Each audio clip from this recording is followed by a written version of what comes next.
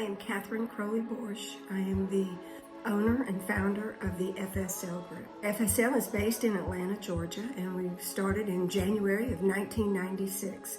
This year, FSL is celebrating their 25th year in business.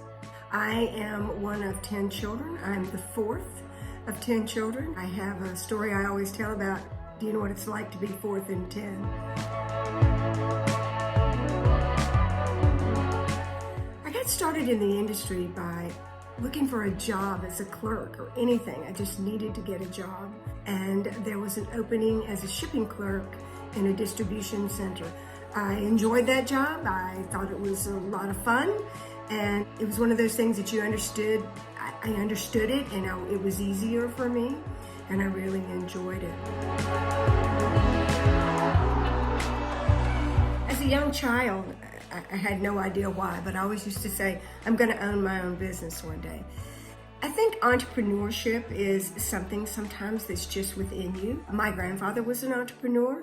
I didn't really know him very well, but I heard stories about him and I admired that. I really felt like that was something that I wanted to do. Things that I faced in the 70s, the late 70s and early 80s as a woman in business was just being a woman. The hardest part was the women, not the men. I worked really hard. I paid attention to what I was doing. I was trying to just absorb everything I learned. But there was always what I called the fray around you, where women were jealous, they thought you were doing inappropriate things to be able to get the opportunities that you were. So I would honestly say I fought women harder than I did men. That's not to say there were not reasons that men gave you to not want to do it. I think if you make sure that your position is clear from the beginning, that you're a woman of integrity and you're about being professional, then you are treated professionally. The advice that I'd give a woman going into business today would be two things.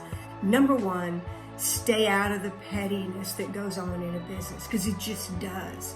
Look at what you're doing, love what you do, be passionate about it, and don't try to get ahead by saying, I want to get ahead and I should get this opportunity because I'm a woman. Get ahead because you're really good. Make yourself the best. So somebody doesn't notice whether you're a man or a woman. What they notice is that you are fantastic at what you do. The other thing I'd give women in life, and as I've given my granddaughters, is to say always listen to both sides of every story, because the truth usually lies somewhere in the middle, and there's always a balance between people's opinions. Don't let others make you believe that you're not a great person.